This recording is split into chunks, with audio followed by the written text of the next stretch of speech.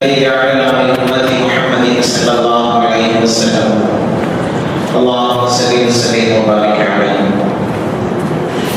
அல்லாஹ்வினுடைய மாபெரும் கருணையினால் அவருடைய இல்லத்தில் வைத்து மார்க்கம் தொடர்பான சில செய்திகளை பேசுவதற்கும் கேட்பதற்குமான ஒரு நல்ல சந்தர்ப்பத்தை அல்லாஹ் ஏற்படுத்தி தந்திருக்கிறார். பேசும் கேட்கும் நல்ல விஷயங்களை வருங்காலங்களில் எடுத்து அமல் செய்த நிறைவான வாக்கியத்தை நம் அனைவர்களுக்கும் தந்தல் புரியுமானார். சங்கிக்குரிய அல்லாஹ்வின் நல்லடியார்களே, உயிரிலும் மேலான கண்மணி நாயகம் ஸல்லல்லாஹு அலைஹி வஸல்லம் அவர்கள் ஹஜ்ஜத்துல் விதாவில் ஏராளமான செய்திகளை இந்த சமுதாயத்திற்கு தேவையான நல்ல செயல்பாடுகள் அத்தனையும் பதிவு செய்தார். அப்படி பதிவு செய்கிற பொழுது இந்த சமுதாயத்திலே இருக்கக்கூடிய எல்லா விதமான மடமைகளையும் என் காலுக்கு கீழால் போட்டு நான் உதைத்து விட்டேன் என்றார். அன்றைய காலத்திலே இந்த மார்க்கத்தை ஏற்றுக்கொள்வதற்கு முன்பாக பல்வேறு விதமான தவறான நடவடிக்கைகள் அன்றைய மக்களிடத்தில் இருந்தது. கொலை செய்வதும் சண்டை போடுவதும், அவர்களுக்கு மத்தியில் பல ஆண்டுகளாக அந்த சண்டைகள் தொடர்ந்து கொண்டே இருப்பதும், பழிவாங்குதல் என்கிற குணநலங்கள் எல்லாம் அன்றைய மக்களிடத்தில் தொடர்ந்து இருந்தது. எந்த அளவிற்கு என்றால் 10 தலைமுறைக்கு சண்டை போடுகிற அளவிற்கு தொடர்ந்து அவர்களிடத்தில் பகைமையை வளர்த்து கொள்ளக்கூடியவர்களாக, பழிவாங்கு குணமுடையவர்களாக அன்றைய காலத்தில் மக்கள் இருந்தார். கொலைக்கு கொலை என்கிற அடிப்படையில் தொடர்ந்து அவர்களுக்கு மத்தியில் கொலைகள் நிகழ்கிற அளவிற்கு பல்வேறு விதமான தவறான செயல்பாடுகள். ரசூலுல்லாஹி ஸல்லல்லாஹு அலைஹி வஸல்லம் அவர்கள் அது அத்தனையும் யாரும் யாரையும் பழிவாங்குகிற அந்த எண்ணத்தை வளர்த்து கொள்ளக்கூடாது, அப்படிப்பட்ட மனநிலம் உங்களுக்கு வரக்கூடாது என்பதில் மிகுந்த அக்கறை செலுத்துவதற்காக வேண்டி அவர்களை ஊக்கப்படுத்தினார். அதனால்தான் ரசூலுல்லாஹி ஸல்லல்லாஹு அலைஹி வஸல்லம் அவர்கள் ஒரு உண்மையான முஸ்லிம் முஃமினான மனிதன் 3 நாட்களுக்கு மேலாக இவரிடத்தில் பேசாமல் இருக்கக்கூடாது என்றார். அப்படி ஒரு பகவை உங்களுக்கு மத்தியில் வளர்த்து கொள்ளக்கூடாது என்பதை ஆரம்பத்திலேயே தடை செய்வதற்காக வேண்டி 3 நாட்களுக்கு மேலால் நீங்கள் உங்களுக்கு மத்தியில் பேசாமல் இருக்க வேண்டாம் என்கிற வார்த்தையை பதிவு செய்தார். தீனுக்காக வேண்டி, மார்க்கத்திற்காக வேண்டி பேசாமல் இருப்பது தவறு. நிறைய பேர்கள் போருக்காக வராமல் இருக்கிற காலத்தில் ரசூலுல்லாஹி ஸல்லல்லாஹு அலைஹி வஸல்லம் அவர்கள் அவர்களிடத்தில் பல நாட்கள் பேசாமல் இருந்தார்கள். காரணம் அது தீனுடைய விஷயம். ஆனால் அவர்களுடைய உறவுகளோ அல்லது அவர்களுடைய குடும்பத்தார்களுக்கு மத்தியில் நபிகள் நாயகம் ஸல்லல்லாஹு அலைஹி வஸல்லம் அவர்கள் பேசாமல் இருந்ததே இல்லை. எந்த அளவிற்கு நபிகள் நாயகம் ஸல்லல்லாஹு அலைஹி வஸல்லம் அவர்கள் ஊக்கப்படுத்தினார்கள் என்றால், உங்களுக்கு மத்தியில் நீங்கள் சலாத்தை கொண்டு முந்தி யார் அவரிடத்தில் பேசுகிறாரோ அவருக்கான நன்மைகள் அதிகம் என்பதாக ஊக்கப்படுத்தினார். நீங்கள் ஒருவர் கடந்து செல்கிற பொழுது மனதில் ஒன்றை வைத்து பகமையாக நீங்கள் கடந்து செல்ல வேண்டாம். உங்களுக்கு மத்தியில் நீங்கள் சந்திக்கிற பொழுது யார் சலாத்தை கொண்டு உங்களுடைய பேச்சை முந்திக் கொள்கிறீர்களோ அவர்களுக்கான சவால் அதிகம் என்பதாக குறிப்பிட்டார். காரணம், உள்ளத்தில் அப்படிப்பட்ட பழிவாங்கும் எண்ணமோ அல்லது பிறர்களை குறித்துண்டான தவறான கருத்துக்களை வளர்த்து கொள்ளக்கூடாது என்பதில் நாயகம் ஸல்லல்லாஹு அலைஹி வஸல்லம் அவர்கள் சஹாபாக்களை வழிநடத்தக்கூடியவர்களாக இருந்தார்கள். இந்த உம்மத்திற்கு வழிகாட்டியாக இருந்தார்.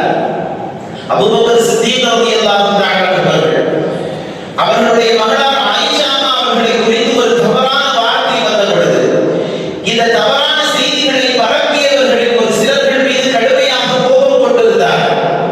அப்படி கோபம் கொண்டிருந்த அந்த சூழலில் அபூபக்கர் சித்தீக் ரலியல்லாஹு தஆலா அவர்கள் தொடர்ந்து உபகாரம் செய்யக்கூடிய ஒரு மனிதர் பதில் இருந்தார். மிஸ்ர் என்பதாக அவருடைய பெயர். இந்த ஆயிஷா அவர்கள் தொடர்பான அந்த ஃபித்னாவில் இவரும் ஈடுபட்டார். இந்த மனிதனுக்கு அபூபக்கர் சித்தீக் ரலியல்லாஹு தஆலா அவர்கள் பல ஆண்டுகளாக மாதந்தோறும் ஒரு பெரும் தொகையை உபகாரமாக செய்து வருகிறார். இவர் இப்படிப்பட்ட ஒரு தவறை செய்து விட்டாரே, நம்முடைய பிள்ளையை குறித்து இப்படி தவறாக பேசிவிட்டாரே என்று அபூபக்கர் சித்தீக் ரலியல்லாஹு தஆலா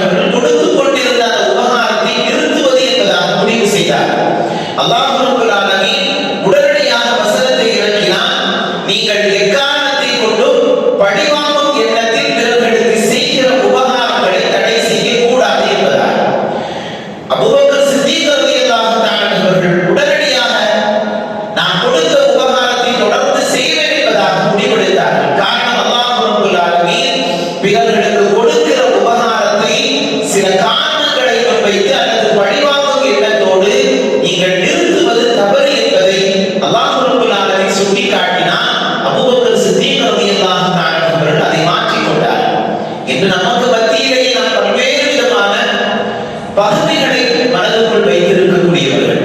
யாராவது என்னிடத்தில் பேசினால்தான் நான் பேசுவேன் என்கிற மனநிலையில் இருப்பவர்கள் நிறைய பேர். அவர் என்னை கண்டு சலாம் கூட சொல்லவில்லை என்பதாக சொல்லிவிட்டு எனக்கு அவர் மரியாதை செய்யவில்லை என்று சொல்லி பேசாமல் இருப்பவர்கள் நம்முடைய சமுதாயத்தில் நமக்கு மத்தியிலே அதிகமான பேர். இந்த மாதிரியான எண்ணங்களை நாயகம் ஸல்லல்லாஹு அலைஹி வஸல்லம் அவர்கள் முழுக்க முழுக்க இந்த மார்க்கத்தில் இல்லை என்பதை போதித்தார். அப்படி ஒரு செயல்பாட்டை நீங்கள் வளர்த்து கொள்ளாதீர்கள் என்று பெருமானார் ஸல்லல்லாஹு அலைஹி வஸல்லம் அவர்கள் நமக்கு உபதேசித்திருக்கிறார்.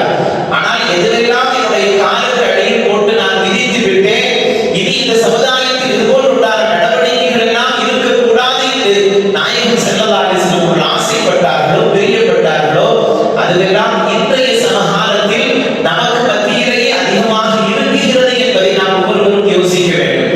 திருமணத்திற்கு அழைக்கவில்லை என்பதற்காக வேண்டி அவருடைய குடும்ப வீட்டு விஷயத்திற்கு அழைக்காத உறவினர்கள் ஏராளமான பேர். என்னை பார்த்தவன் சலாம் சொல்லவில்லை என்று அவனை பார்த்து சலாம் சொல்ல மறுக்கக்கூடியவர்கள் ஏராளமான பேர்கள். அவனுக்கு செய்து கொண்டிருந்த உபகாரங்களை மறந்து அவன் எனக்கு இப்படி ஒரு துரோகம் செய்து விட்டான், இனி அவனுக்கு உபகாரம் இல்லை என்று பேசுபவர்கள் சமுதாயத்தில் ஏராளமான பேர்கள். அல்லாஹ்விற்காக வேண்டியும் ரசூலுக்காக வேண்டியும் கொடுக்கப்படுகிற உபகாரங்கள் உங்களுடைய சுயநலத்திற்காக வேண்டி அதை மாற்றி வைப்பது கூட தவறு என்கிறது மார்க்கம் என்றால் நாம் எவ்வளவு விசாலமான உள்ளமுடையவர்களாக வாழ வேண்டும் என்பதை மார்க்கம் வலியுறுத்துகிறது என்பதை நாம் சிந்திக்க வேண்டும். சங்கைக்குரியவர்களே, நம்முடைய குடும்ப உறவுகளில் ஏராளமான விரிசல்கள் இருக்கிறது. நம்முடைய குடும்பங்களில் ஏராளமான பேர்களிடத்தில் பகைமையோடு நாம் வாழுகிறோம். நம்முடைய குடும்ப உறவுகளிடத்திலேயே நிறைய பேர்களிடத்தில் பேசாமல் இருக்கிறோம். எல்லாம் சிறு சிறு காரணங்கள். அவன் வீட்டு விஷயத்திற்கு அழைக்கவில்லை, அவன் வெளிநாட்டுக்கு செல்கிற பொழுது பயணம் சொல்லவில்லை, அவன் என்னை கண்டு சலாம் சொல்லவில்லை என்று உப்பு சப்பில்லாத காரணங்களை நாம் மனதுக்குள் வைத்துக் கொண்டு பகைமைகளை வைத்துக் கொண்டு பழிவாங்குகிற எண்ணங்களை உள்ளுக்குள் வைத்துக் கொண்டு வாழுகிற ஒரு மோசமான குணநலம் நம்மை பலர்களிடத்திலும் இருக்கிறது, நம்மிடத்தில் எல்லோரிடத்திலும் இருக்கிறது என்று சொல்லலாம். அல்லாஹ் பாதுகாக்க வேண்டும்.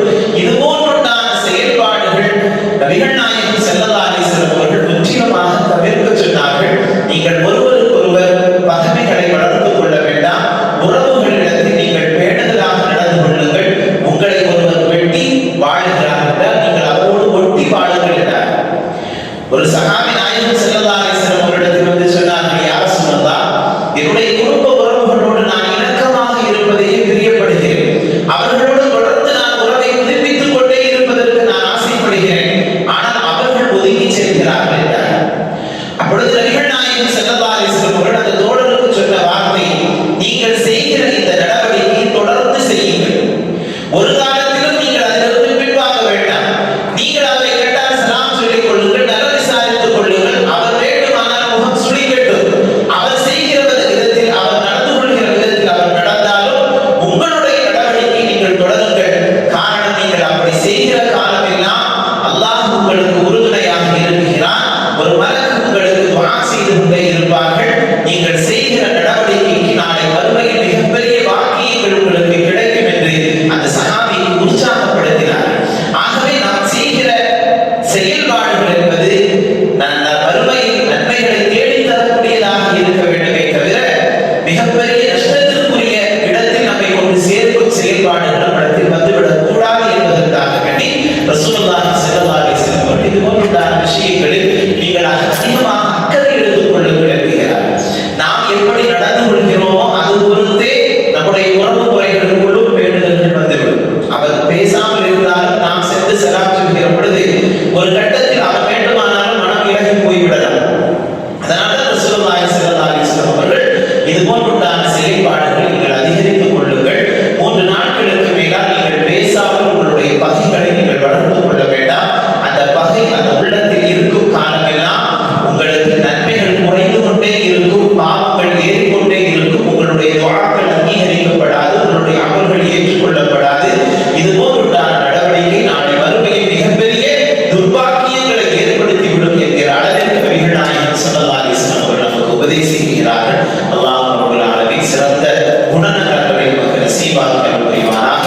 பகை உணர்வுகளை விட்டு அல்லாஹ் நம்மை பாதுகாக்க புரிவானாக. பழிவாங்கும் எண்ணங்களை விட்டு அல்லாஹ் நம்மை பக்குவப்படுத்துவானாக. எல்லோரிடத்திலும் நல்ல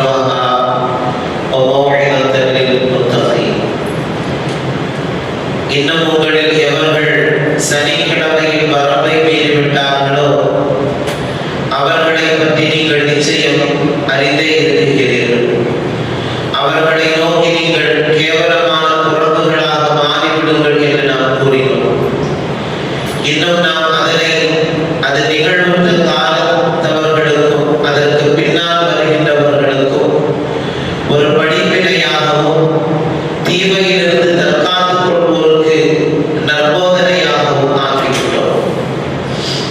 நபி மூசா அலைஹிஸ்ஸலாம் அவர்களின் காலத்திற்கு பின்னால் இஸ்ரவேலர்களுக்கு வழிகாட்ட அனுப்பி வைக்கப்பட்ட நபிமார்களில் ஒருவர் இறை தூதர் தாவூத் அலைஹிஸ்ஸலாம் அவர்கள் ஆவார். இஸ்ரவேலர்களுடைய கூட்டத்தார்களுக்கு தான் ஏராளமான நபிமார்களையும் அல்லாஹ் அனுபவம் செய்தார். இவர்களுடைய தாவூத் அலைஹிஸ்ஸலாம் அவர்களுடைய காலத்தில் சனிக்கிழமைகளில் மீன்பிடிக்க செல்லக்கூடாது என இஸ்ரவேலர்களுக்கு இறைவன் தடை விதித்திருந்தார். முஸ்லிம்களுக்கு வெள்ளிக்கிழமையும் கிறிஸ்தவர்களுக்கு ஞாயிற்றுக்கிழமையும் போல யூதர்களுக்கு சனிக்கிழமை புனித நாளாக இருந்தது. சனிக்கிழமைகளில் வழிபாடுகள் மட்டுமே செய்ய வேண்டும். வியாபாரம், விவசாயம், தொழில் முதலான உலக அலுவல்கள் எதிலும் ஈடுபடக்கூடாது என்பது அல்லாஹ்வினுடைய கட்டளையாக இருந்தது. செங்கடலுக்கு வடக்கே இரு வளைகுடாக்கள் கிழக்கு மேற்காக பிரிக்கின்றன. மேற்கில் இருப்பதற்கு சூயஸ் வளைகுடா என்றும் கிழக்கே இருப்பதற்கு அகபா வளைகுடா என்றும் பெயர் சூட்டப்பட்டிருந்தது. அகபா வளைகுடாவின் வடகோடியில் ஐனா அகபா என்றொரு துறைமுகம் இருந்தது. இந்நகரத்தில் தான் இஸ்ரவேலர்கள் மீன்பிடிப்பது வழக்கமாக இருந்தது. சனிக்கிழமைகளில் மீன்பிடிக்க தடை விதிக்கப்பட்டது. இந்த தடை உத்தரவிலிருந்து தப்பிக்க இஸ்ரவேலர்கள் ஒரு குறுக்கு வழியை கையாண்டார்கள். வெள்ளிக்கிழமை மாலையே கடலில் மீன் வலைகளை வீசிவிட்டு வந்து விடுவார்கள். பின்னர் ஞாயிறு காலையில் போய் வலையில் விழுந்த மீன்களை எடுத்து வந்து விடுவார்கள்.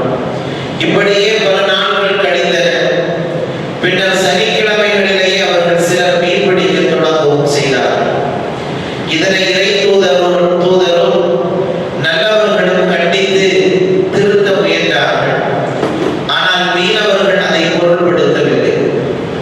இதனால் நல்லவர்கள் அவர்களிடமிருந்து பிரிந்து போய் வேறு பகுதிகளில் குடியேறிவிட்டார்கள். சனிக்கிழமை வரம்பை மீறியோர் மீது இறைவனின் சாபம் இறங்கியது. அவர்களை குரங்குகளாக அல்லாஹ் மாற்றினார். இளைஞர்கள் குரங்குகளாகவும் முதியவர்கள் பன்றிகளாகவும் மாற்றப்பட்டார்கள் எனவும் பதிவு செய்யப்படுகிறது. இவ்வாறு குரங்குகளாக மாற்றப்பட்டோர் தம் உறவினர்களையும் நண்பர்களையும் பார்த்து புரிந்து கொண்டதுடன் அவர்களுக்கு அருகில் வந்து அழுத வண்ணம் இருந்தனர் என்றும் சொல்லப்படுகிறது. 3 நாட்களில் சனிக்கிழமை குற்றவாளிகள் அனைவரும் உயிரிழந்தனர். அனல் பெருமானார் ஸல்லல்லாஹு அலைஹி வஸல்லம் அவர்கள் காலத்தில் வாழ்ந்த யூதர்கள் இந்த பயங்கரமான நிகழ்ச்சியை அறிந்திருந்தார்கள். எனவே அவர்களுக்கு இதனை சுட்டிக்காட்டி இறை கட்டளைகளை மீறுவோர் உலகத்திலேயே கடுமையான தண்டனையை அனுபவிக்க நேரும் என அவர்களை எச்சரிக்கும் விதமாக இவ்வசனம் அருளப்பெற்றது. இது மற்றவர்களுக்கும் ஒரு பாடமாக அமைகிறது எனவும் இந்த வசனம் நமக்கு தெளிவுபடுத்துகிறது. அல்லாஹ்வினுடைய கட்டளைக்கு மாறு செய்கிற பொழுது, வரம்பு மீறுகிற பொழுது, அதை உதாசீனப்படுத்துகிற பொழுது இந்த உலகத்திலேயே அல்லாஹ் அவர்களுக்கு தண்டனையை வழங்குவான் என்பதற்கான உதாரணமும் கூட. அல்லாஹ் ரப்பல் ஆலமீன் கடைசி வரையிலும் நிதானத்தை கடைபிடிக்கக்கூடியவன். அவன் நிதானத்தை மிக கடினமாக மக்களுக்கு மத்தியில் இறக்க ஆரம்பித்து விட்டான் என்றால் அது மிக ஆபத்தாக மாறிவிடும் என்கிற எச்சரிக்கையும் இந்த வசனத்தின் வழியாக நாம் தருகிறோம். நபி தாவூத் அலைஹிஸ்ஸலாம் அவர்களது காலத்தில் குரங்குகளாக உருமாற்றம் செய்யப்பட்டவர்கள் சில நாட்கள் இறந்து விட்டதால் அவர்களுக்கு சந்ததிகள் கிடையாது என நபிமொழி கூறுகிறது. எனவே அவர்களுக்கும் இன்று இருக்கும் குரங்குகளுக்கும் எவ்வித தொடர்பும் இல்லை என்பதையும் அல்லாஹ் ரப்பல் ஆலமீன் தெளிவுபடுத்தவும் செய்கிறான். ஆகவே மனிதர்கள் அல்லாஹ்விற்கு கட்டுப்பட்டவர்களாக, இறைவேதங்களை ஏற்றுக்கொண்டவர்களாக, முழுக்க முழுக்க தன்னுடைய அடிமைத்தனத்தை ரப்புக்கு வெளிப்படுத்தக்கூடியவர்களாக இருக்க வேண்டுமே தவிர தனக்கு எல்லாம் தெரியும் என்கிற அந்த அகம்பாவமும் அல்லாஹ்விற்கு மாறு செய்கிற செயல்பாடும் குணங்களும் அவர்களிடத்திலே வெளிப்படுமையானால் பேராபத்தை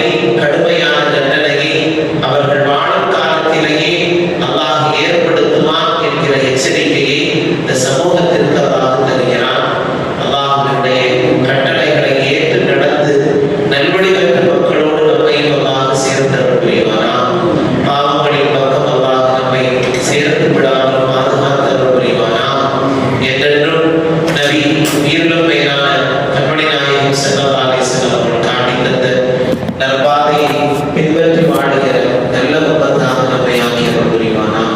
ஆமீனா. وَإِذْ قَالَ مُوسَىٰ لِقَوْمِهِ إِنَّ اللَّهَ يَأْمُرُكُمْ أَن تَذْبَحُوا بَقَرَةً قَالُوا أَتَتَّخِذُنَا هُزُوًا قَالَ أَعُوذُ بِاللَّهِ أَن نَّكُونَ مِنَ الْجَاهِلِينَ قَالُوا ادْعُ لَنَا رَبَّكَ يُبَيِّن لَّنَا مَا هِيَ قَالَ إِنَّهُ يَقُولُ إِنَّهَا بَقَرَةٌ لَّا فَارِضٌ وَلَا بِكْرٌ عَوَانٌ بَيْنَ ذَلِكَ فَافْعَلُوا مَا تُؤْمَرُونَ قَالُوا ادْعُ لَنَا رَبَّكَ يُبَيِّن لَّنَا مَا لَوْنُهَا قَالَ إِنَّهُ يَقُولُ إِنَّهَا بَقَرَةٌ صَفْرَاءُ فَاقِعٌ لَّوْنُهَا تَسُرُّ النَّاظِرِينَ قَالُوا ادْعُ لَنَا رَبَّكَ يُبَيِّن لَّنَا مَا هِيَ إِنَّ الْبَقَرَةَ شَابَهَ عَلَيْنَا وَإِنَّا إِنْ شَاءَ اللَّهُ لَمُهْتَدُونَ قَالَ إِنَّهُ يَقُولُ إِنَّهَا بَقَرَةٌ لَّا ذَلُولٌ تُثِيرُ الْأَرْضَ وَلَا تَسْقِي الْحَرْثَ مُسَلَّمَةٌ لَّا شِيَةَ فِيهَا قَالُوا الْآنَ جِئْتَ بِالْحَقِّ فَذَبَحُوهَا وَمَا كَادُوا يَفْعَلُونَ. இன்னும் ஒரு பசுவை நீங்கள் அறுக்க வேண்டும் என்று அல்லாஹ் நிச்சயமாக உங்களுக்கு கட்டளையிடுகிறார் என மூசா அலைஹிஸ்ஸலாம் தம்முடைய சமுதாயத்தவரிடம் கூறிய போது அவர்கள் எங்களை கேலி பொருளாக நினைக்கிறீர்களா என்று சொன்னார். அதற்கு அவர், நான் அறிவிலிகளில் ஒருவனாக இருப்பதிலிருந்து அல்லாஹ்விடம் பாதுகாவல் தேடுகிறேன் என்பதாக மூசா அலைஹிஸ்ஸலாம் கூறினார். அப்போது அவர்கள் சொன்னார்கள், எங்களுக்காக உமது இரட்சகரிடம் கேளும், அவன் அது எத்தகையது என்று எங்களுக்கு விளக்குவான். அவர் கூறினார், அது கிழடும் அன்று இளம் கன்றும் அன்று, இவ்விரண்டிற்கும் இடையே நடு பருவத்தை உடைய பசு என அவன் அறிவிக்கின்றான். ஆகவே உங்களுக்கு கட்டளையிடப்பட்டதை செய்யுங்கள். மீண்டும் அவர்கள் சொன்னார்கள், எங்களுக்காக உமது இரட்சகரிடம் கேளுங்கள், அதன் நிறம் என்ன என்பதை அவர் எங்களுக்கு விளக்க வேண்டும் என்பதால். நிச்சயமாக அது தூய மஞ்சள் நிற பசு, அதன் நிறம் பார்ப்பவர்களின் கண்களை கவரும் என்று இறைவன் கூறினார். மீண்டும் அவர்கள் சொன்னார்கள், எங்களுக்காக உமது இரட்சகரிடம் கேளும், என் தன்மையுடையது என எங்களுக்கு அவன் விளக்குவான் என்பதால். ஏனெனில் பசுக்கள் ஒன்றுக்கொன்று ஒவ்வானவையாகவே எங்களுக்கு தோன்றுகின்றன. இன்னும் அல்லாஹ் நாடினால் இது நாங்கள் நேர்வழி பெறுவோம் என்பதால்.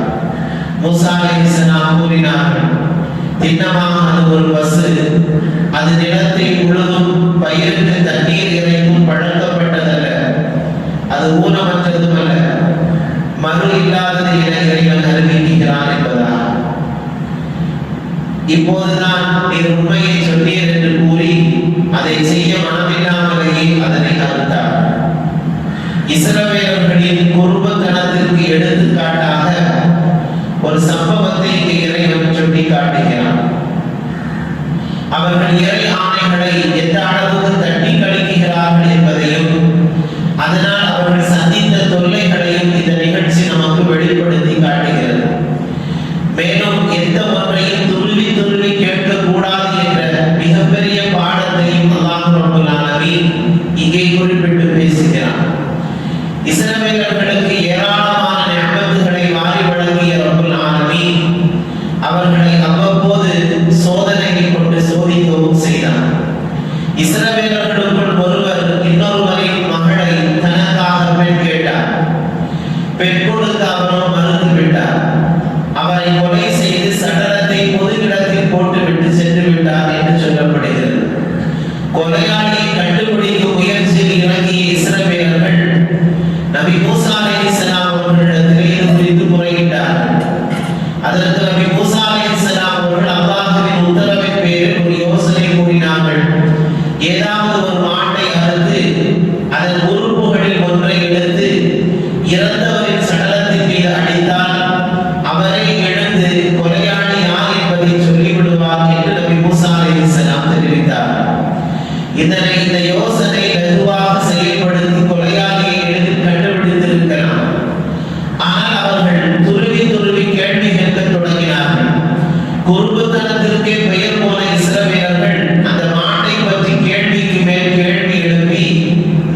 சிரமப்படுத்தினார்கள். ஆரம்பத்தில் நபி அவர்கள் இந்த யோசனையை வெளியிட்ட போது மூசாவை எங்களுக்கு கேலி செய்கிறீரா என்று இஸ்ரவேலர்கள் கேள்வி கேட்டனர். அதற்கு கேலி செய்வதற்கு நான் அறிவில்லாதவன் இல்லை என்பதாக மூசா அலைஹிஸ்ஸலாம் அவர்கள் குறிப்பிட்டார். இதிலிருந்து அல்லாஹ் என்னை காக்கட்டும் என்பதாகவும் துஆவும் செய்தார். கேலி செய்வது, பிறரை தாழ்வாக கருதுவது, ஏளன பார்வையை கொண்டு பார்ப்பது, இதுவெல்லாம் நல்ல வழிமுறை அல்ல என்பதையும் இந்த வார்த்தை நமக்கு சுட்டிக்காட்டுகிறது. பெருந்தன்மை என்ற அறிஞர்களுடைய செயல் என்பதாகவும் இங்கே குறிப்பிடப்படுகிறது.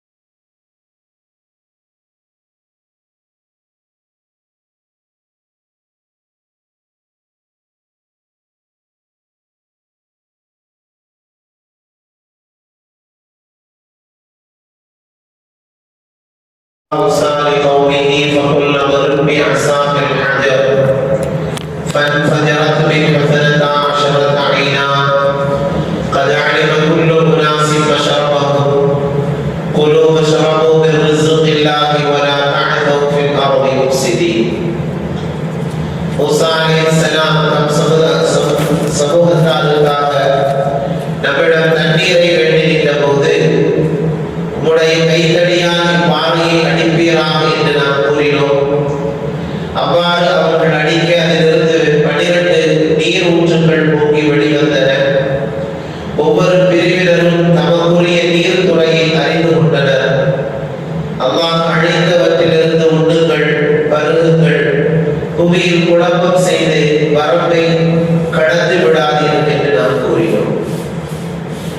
ரப்பல் ஆலமீன் இஸ்ரவேலர்களுக்கு செய்த நிஅமத்துகளில் ஒன்று இது. இஸ்ரவேலர்கள் சினாய் பாலைவனத்தில் 40 ஆண்டு காலங்கள் அடைந்து கொண்டிருந்தார்கள். இது குறித்து ஏற்கனவே வசனங்களில் குறிப்பிடப்பட்டது. அப்பால் வானத்தில் ஒரு இடத்தில் 6 மாதம் 1 வருடம் என அவர்கள் தங்கியிருந்தார்கள். அந்த பாலைவனத்திலேயே பின்பு வேறு இடத்திற்கு குடிபெயர்வார்கள். இவ்வாறு அவர்கள் ஒரு இடத்தில் தங்கியிருந்த போது குடிநீர் கிடைக்காமல் சிரமப்பட்டார்கள். அந்த நேரத்தில் நபி மூசா அலைஹிஸ்ஸலாம் அவர்களிடம் தண்ணீரை கோரினார்கள். அல்லாஹ்விடம் நபி மூசா அலைஹிஸ்ஸலாம் அவர்கள் கோரிக்கை வைத்தார்கள். அதற்கு நபி மூசா அலைஹிஸ்ஸலாம் அவர்களை தம் கைத்தடியால் ஒரு பாறை மீது அடிக்குமாறு அல்லாஹ் கட்டளையிட்டார். அவ்வாறு மூசா அலைஹிஸ்ஸலாம் அவர்கள் அடித்தார்கள். அந்த பாறையிலிருந்து 12 நீர் ஊற்றுக்கள் பொங்கி வெளிவந்தன. நபி மூசா அலைஹிஸ்ஸலாம் அவர்களின் சமூகத்தவர்கள் 12 பிரிவினர்களாக பிரிந்து அவர்கள் நபி யாக்கூப் அலைஹிஸ்ஸலாம் அவர்களின் 12 மக்களின் வழித்தோன்றல்களும் ஆவார்கள். ஒவ்வொரு பிரிவினருக்கும் தனித்தனி தலைவர்கள் இருந்தனர். ஒரு பிரிவினருக்கு ஒரு நீரூற்று வீதம் 12 பிரிவினர்களுக்கும் 12 நீர் ஊற்றுக்களை அல்லாஹ் வழியாக்கினார். அனைவரும் தமக்கு வேண்டிய நீரை பகிர்ந்து கொண்டார்கள். சினாய் பாலைவனத்தில் பலமுறை நிகழ்ச்சி நடந்திருக்க இடமிருக்கிறது என்பதாக முஃபஸ்ஸிரீன்கள் விளக்குகிறார்கள். சினாய் பாலைவனத்தில் ரபிதீம், காதீஸ் என்னும் 2 இடங்களில் குடிநீருக்கு இஸ்ரவேலர்கள் சிரமப்பட்டார்கள் என்று ஏற்கனவே பழைய ஏற்பாடுகளிலும் கூட குறிப்பிடப்பட்டிருக்கிறது. எப்படி இருந்தாலும் நபி மூசா அலைஹிஸ்ஸலாம் அவர்களின் வேண்டுதலின் பேரில் அற்புதமான வகையில் குடிநீர் கிடைத்தது என்பது மட்டும் இங்கே உறுதியாக பதிவு செய்யப்படுகிறது. 12 நீர் ஊற்றுக்கள். இது குறித்து குர்ஆன் கூறுவதை நாம் ஏற்றுக்கொள்ள வேண்டும். அல்லாஹ் ரப்பல் ஆலமீன் 12 நீர் ஊற்றுக்கள் என்பதாக பதிவு செய்கிறார். மற்ற வேதங்களில் குறிப்பிட்டிருப்பதை தாண்டி குர்ஆன் பதிவு செய்திருக்கிற இந்த செய்தியை தான் நாம் இங்கே கவனிக்கத்தக்க செய்தியாகும்.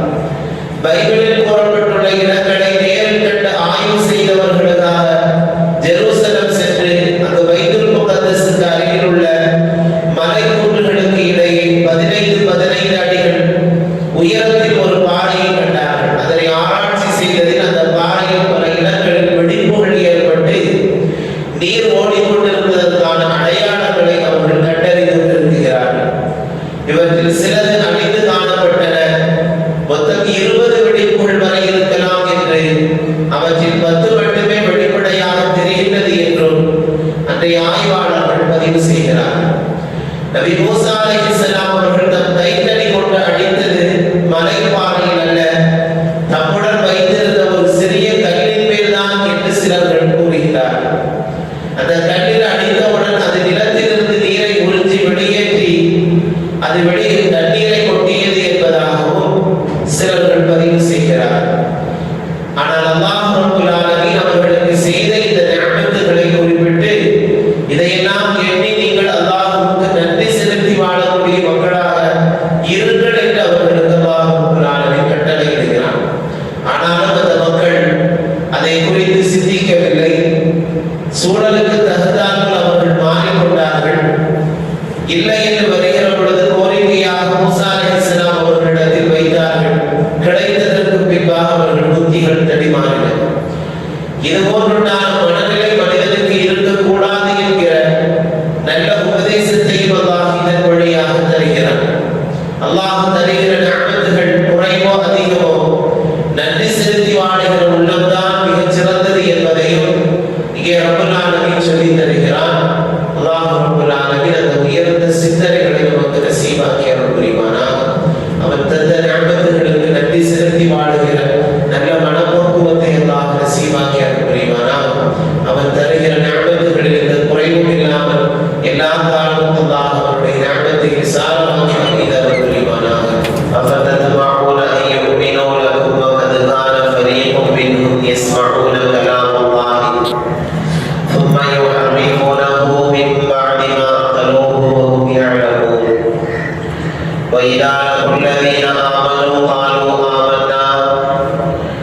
وإذا خلا بعضهم إلى بعض قالوا وتحدثونهم بما فتح الله عليكم ليحاجوكم به عند ربكم أفلا تعقلون أفلا يعلمون أن الله يعلم ما يسرون وما يعلنون நம்பிக்கை கொண்டவர்களே, அந்த யூதர்கள் உங்கள் அழைப்புகளுக்காக விசுவாசம் கொள்வார்கள் என்று நீங்கள் எதிர்பார்க்கின்றீர்களா? நிச்சயமாக அவர்களில் ஒரு பிரிவினர் அல்லாஹ்வின் வசனத்தை செவிமடுத்துக் கொண்டு அப்பால் அதனை நன்கு உணர்ந்த பின்னரும் வேண்டும் என்றே மாற்றிக் கொண்டிருந்தனர். இன்னும் அவர்கள் நம்பிக்கை கொண்டவர்களை சந்திக்கும் போது நாங்கள் நம்பிக்கை கொண்டுள்ளோம் என கூறினார்கள். ஆனால் அவர்களில் சிலருடன் தனிமையில் இருந்தபோது உங்களுடைய இரட்சகர் உங்களுடன் அவர்கள் எதிர்வாதம் புரிவதற்காகவே அல்லாஹ் உங்களுக்கு அறிவித்ததை அவர்களுக்கு அறிவிக்கின்றீர்கள். உங்களுக்கு அறிவு என்பது இல்லையா என்று நம்பிக்கை கொண்டதாக கூறியவர்களை நோக்கி செல்கிறார். ஆனால் அவர்கள் மறைத்துக் கொள்கின்றவற்றையும் அவர்கள் வெளிப்படுத்துகின்றவற்றையும் நிச்சயமாக அல்லாஹ் நன்கு அறிகிறான் என்பதை அவர்கள் அறியவில்லையா? அன்றைய முஸ்லிம்கள் தங்களுடன் வசித்து வந்த யூதர்களை எப்படியாவது சீர்திருத்தி இஸ்லாமின் நல்வழிக்கு அவர்களை கொண்டு வந்துவிட வேண்டும் என பெரிதும் விரும்பினார். அதனால் தொடர்ந்து அவர்களுக்கு மார்க்கத்தை குறித்து போதித்தார்கள். ஆனால் கற்பானைகளையும் விட கடின சித்தம் கொண்ட யூதர்கள் விஷயத்தில் இதை எதிர்பார்ப்பு எல்லாம் வீணாகி போனது. இங்கே இறைவன் அதை உணர்த்தி காட்டுகிறான். அது குறித்து அல்லாஹ் இங்கே சுட்டி காட்டுகிறான். அவர்களிடத்தில் நீங்கள் என்னதான் குறிப்பிட்டாலும் எதை பற்றி பேசினாலும் அவர்கள் உள்ளம் மிக மோசமானது என்பதை அல்லாஹ் பதிவு செய்கிறார். யூதர்களில் ஒரு பிரிவினர் அல்லாஹ்வின் வசனங்களை கேட்டு அவை சத்தியமானவை என்பதை உணர்ந்த பின்னரும் கூட இறை வசனங்களின் வார்த்தைகளையும் கருத்துக்களையும் தங்கள் விருப்பத்திற்கு ஏற்ப மாற்றி கூறக்கூடியவர்களாக இருந்தார். இறை வசனங்களையே தெரிந்து கூறும் அளவுக்கு தரம் தாழ்ந்து போன இவர்களா திருந்த போகிறார்கள்? இது நடைபெறக்கூடிய காரியம் அல்ல என உண்மை விசுவாசிகளுக்கு இறைவன் உணர்த்துகிற விதத்தில் இங்கே உபதேசிக்கிறார். அன்றைய முஸ்லிம்களுடன் உறவாடி வந்த யூதர்களில் நயவஞ்சகர்களும் இருந்தார்கள். இவர்கள் முஸ்லிம்களை காணும் போது தாங்களும் முஸ்லிம்கள் தான் என்று சொல்லிக் கொள்வார்கள். யூதர்களை சந்திக்கும் போது நாங்கள் உண்மையில் யூத மதத்தை பின்பற்றக்கூடியவர்களே, முஸ்லிம்களை ஏமாற்றுவதற்காகவே முஸ்லிம்களை போல நாங்கள் நடிக்கிறோம் என்று அவர்களுக்கு சாதகமாக பேசுவார். மேலும் இவர்கள் முஸ்லிம்களை சந்தோஷப்படுத்துவதாக நினைத்துக் கொண்டு திருக்குர்ஆனுடைய கருத்துக்களை ஒட்டியே தங்களுடைய வேதமான தௌராத்திலும் இறைவசனங்கள் காணப்படுகின்றன என்று முஸ்லிம்களிடம் கூறுவார். இவர்களின் இந்த போக்கை மற்ற யூதர்கள் எல்லாம் கண்டித்தார்கள். தௌராத்தில் உள்ள உண்மைகளை முஸ்லிம்களிடம் கூறுவதன் மூலம் நமக்கு எதிராக அவர்கள் வாதிடுவதற்கு நீங்களே வழியமைத்துக் கொடுக்கிறீர்களா? இது மூலமா உங்களுக்கு தெரியவில்லை என்று மற்ற யூதர்கள் இவர்களை குறை கூறினார்கள். இதற்கு பதிலாக இறைவன் தெரிவிக்கின்றார், மனிதர்களின் கண்களிலிருந்து வேண்டுமானால் உண்மைகளை நீங்கள் மறைத்து விடலாம். உங்களுடைய அகம்புறம் அனைத்தையும் அறிந்து வைத்திருக்கிறான் ரப்புல் ஆலமீன். அந்த ரப்பிடமிருந்து நீங்கள் ஒன்றையும் மறைக்க முடியாது. நீங்கள் மறைக்கின்ற உண்மைகளை தேவைப்படும் போது அவன் வெளிப்படுத்தி விடுவான்.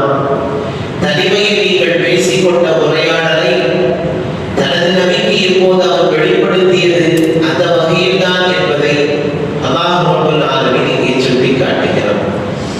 எந்த விஷயத்தை நாம் செய்கிற பொழுதும் நாம் ரப்பு நம்மை பார்த்து கொண்டிருக்கிறான் என்கிற சிந்தனை உணர்வை வளர்த்துக் கொள்ளுகிற உபதேசமும் இங்கே இருக்கிறது. நாம் மற்றவர்களுடைய கண்களை மறைத்து இந்த உலகத்தினுடைய ஆதாயத்திற்காக வேண்டி எது வேண்டுமானாலும் செய்து செய்து விடலாம். ஆனால் அல்லாஹ் நாம் தனிமையில் இருக்கிற பொழுதும் ரகசியமாக செய்கின்றவற்றையும் வெளிப்படையாக செய்கின்ற அனைத்தையும் அல்லாஹ் நன்கு அறிந்து கொண்டே இருக்கிறான். தேவைப்படுகிற பொழுது அதை வெளிப்படுத்தி விடுவான் என்கிற எச்சரிக்கையும் இங்கே தரப்படுகிறது. அல்லாஹ் கேவலப்படுத்த வேண்டும், அவமானப்படுத்த வேண்டும் என்று நாடிவிட்டால் அந்த ரகசியங்கள் எல்லாம் வெளிப்பட்டு விடும். அது மிகப்பெரிய அவமானத்தை அந்த மனிதனுக்கு எதிரிட நேரிடும் என்பதையும் அல்லாஹ் இங்கே சுட்டி காட்டுகிறார். ஆகவே எங்கிருந்தாலும் அல்லாஹ் நம்மை கண்காணித்துக் கொண்டிருக்கிறான் என்கிற உணர்வை நாம் வளர்த்து கொள்ள வேண்டும் என்கிற மிகப்பெரிய உபதேசம் இங்கே நமக்கு தரப்படுகிறது. அல்லாஹ் ரப்பல் ஆலமீன் எல்லா நிலைகளிலும் எல்லா சூழல்களிலும் அவனை அஞ்சி வாழுகிற நண்பர்களாக நம்மை ஆக்கியர் புரிவானா. அவன் எதை செய்யலாம் என்று நமக்கு கட்டளையிட்டு இருக்கிறானோ அந்த நற்காரியங்களை செய்யக்கூடிய மக்களாக நம்மை ஆக்கியர் புரிவானா. எதிலிருந்தெல்லாம் நீங்கள் தவிர்த்து வாழ வேண்டும் என்று எச்சரிக்கிறானோ அதிலிருந்தெல்லாம் தவிர்த்து வாழக்கூடிய மக்களாக நம்மை ஆக்கியர் புரிவானா. நாளை வறுமையில் அல்லாஹ்வை சந்திக்கிற தருணத்தில் கண்ணியத்தோடு நிறுத்துகிற உயர்ந்த நசீபையும் எல்லோருக்கும் அல்லாஹ் தருள் புரிவானா. ஆமீன் ஆமீன் யா ரப்பல். أفتطمعون أن يؤمنوا لكم وقد كان فريق منهم يسمعون كلام الله ثم يحرفونه من بعد ما عقلوه وهم يعلمون وإذا لقوا الذين آمنوا قالوا آمنا وإذا خلا بعضهم إلى بعض قالوا وتحدثونهم بما فتح الله عليكم ليحاجوكم به عند ربكم أفلا تعقلون أفلا يعلمون أن الله يعلم ما يسرون وما يعلنون. நம்பிக்கை கொண்டவர்களே, அந்த யூதர்கள் உங்கள் அழைப்புகளுக்காக விசுவாசம் கொள்வார்கள் என்று நீங்கள் எதிர்பார்க்கிறீர்களா?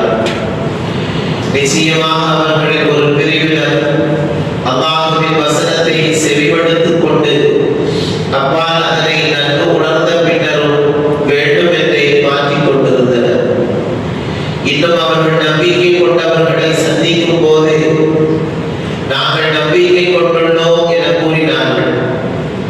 ஆனால் அவர்களில் சிலருடன் தனிமையில் இருந்தபோது உங்களுடைய இரட்சகர் உங்களுடன் அவர்கள் எதிர்வாதம் புரிவதற்காகவே அல்லாஹ் உங்களுக்கு அறிவித்ததை அவர்களுக்கு அறிவிக்கின்றீர்கள்.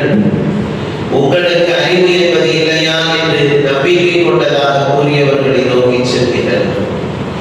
ஆனால் அவர்கள் மறைத்துக் கொள்கின்றவற்றையும் அவர்கள் வெளிப்படுத்துகின்றவற்றையும் நிச்சயமாக அல்லாஹ் நன்கு அறிகிறான் என்பதை அவர்கள் அறியவில்லையா? அன்றைய முஸ்லிம்கள் தங்களுடன் வசித்து வந்த யூதர்களை எப்படியாவது சீர்திருத்தி இஸ்லாமின் நல்வழிக்கு அவர்களை கொண்டு வந்துவிட வேண்டும் என பெரிதும் விரும்பினார்கள். அதனால் தொடர்ந்து அவர்களுக்கு மார்க்கத்தை குறித்து போதித்தார்கள். ஆனால் கற்பானைகளையும் விட கடின சித்தம் கொண்ட யூதர்கள் விஷயத்தில் இதை எதிர்பார்ப்பு எல்லாம் வீணாகி போனது. இங்கே இறைவன் அதை உணர்த்தி காட்டுகிறான். அது குறித்து அல்லாஹ் இங்கே சுட்டி காட்டுகிறான். அவர்களிடத்தில் நீங்கள் என்னதான் குறிப்பிட்டாலும் எதை பற்றி பேசினாலும் அவர்கள் உள்ளம் மிக மோசமானது என்பதை அல்லாஹ் பதிவு செய்கிறார். யூதர்களில் ஒரு பிரிவினர் அல்லாஹ்வின் வசனங்களை கேட்டு அவை சத்தியமானவை என்பதை உணர்ந்த பின்னரும் கூட இறை வசனங்களின் வார்த்தைகளையும் கருத்துக்களையும் தங்கள் விருப்பத்திற்கு ஏற்ப மாற்றி கூறக்கூடியவர்களாக இருந்தார். இறை வசனங்களையே தெரிந்து கூறும் அளவுக்கு தரம் தாழ்ந்து போன இவர்களா திருந்த போகிறார்கள்? இது நடைபெறக்கூடிய காரியம் அல்ல என உண்மை விசுவாசிகளுக்கு இறைவன் உணர்த்துகிற விதத்தில் இங்கே உபதேசிக்கிறார். அன்றைய முஸ்லிம்களுடன் உறவாடி வந்த யூதர்களில் நயவஞ்சகர்களும் இருந்தார்கள். இவர்கள் முஸ்லிம்களை காணும் போது தாங்களும் முஸ்லிம்கள் தான் என்று சொல்லிக் கொள்வார்கள். யூத யூதர்களை சந்திக்கும் போது, நாங்கள் உண்மையில் யூத மதத்தை பின்பற்றக்கூடியவர்களே, முஸ்லிம்களை ஏமாற்றுவதற்காகவே முஸ்லிம்களை போல நாங்கள் நடிக்கிறோம் என்று அவர்களுக்கு சாதகமாக பேசுவார். மேலும் இவர்கள் முஸ்லிம்களை சந்தோஷப்படுத்துவதாக நினைத்துக் கொண்டு திருக்குர்ஆனுடைய கருத்துக்களை ஒட்டியே தங்களுடைய வேதமான தௌராத்திலும் இறைவசனங்கள் காணப்படுகின்றன என்று முஸ்லிம்களிடம் கூறுவார். இவர்களின் இந்த போக்கை மற்ற யூதர்கள் எல்லாம் கண்டித்தார்கள். தௌராத்தில் உள்ள உண்மைகளை முஸ்லிம்களிடம் கூறுவதன் மூலம் நமக்கு எதிராக அவர்கள் வாதிடுவதற்கு நீங்களே வழி அமைத்து கொடுக்கிறீர்களா, இது கூடவா உங்களுக்கு தெரியவில்லை என்று மற்ற யூதர்கள் இவர்களை குறை கூறினார். இதற்கு பதிலாக இறைவன் தெரிவிக்கின்றார், மனிதர்களின் கண்களிலிருந்து வேண்டுமானால் உண்மைகளை நீங்கள் மறைத்து விடலாம். உங்களுடைய அகம்புறம் அனைத்தையும் அறிந்து வைத்திருக்கிறான் ரப்புல் ஆலமீன். அந்த ரப்பிடமிருந்து நீங்கள் ஒன்றையும் மறைக்க முடியாது. நீங்கள் மறைக்கின்ற உண்மைகளை தேவைப்படும் போது அவன் வெளிப்படுத்தி விடுவான். தனிமையில் நீங்கள் பேசிக்கொண்ட உரையாடலை தனது நபிக்கு போது அவன் வெளிப்படுத்தியது அந்த வகையில் தான் என்பதை அல்லாஹ் ரப்புல் ஆலமீன் இங்கே சுட்டிக் காட்டுகிறான். எந்த விஷயத்தை நாம் செய்கிற பொழுதும் நாம் ரப்பு நம்மை பார்த்து கொண்டிருக்கிறான் என்கிற சிந்தனை உணர்வை வளர்த்துக் கொள்கிற உபதேசமும் இங்கே இருக்கிறது. நாம் மற்றவர்களுடைய கண்களை மறைத்து இந்த உலகத்தினுடைய ஆதாயத்திற்காக வேண்டி எது வேண்டுமானாலும் செய்து விடலாம். ஆனால் அல்லாஹ் நாம் தனிமையில் இருக்கிற பொழுதும் ரகசியமாக செய்கின்றவற்றையும் வெளிப்படையாக செய்கின்ற அனைத்தையும் அல்லாஹ் நன்கு அறிந்து கொண்டே இருக்கிறான்.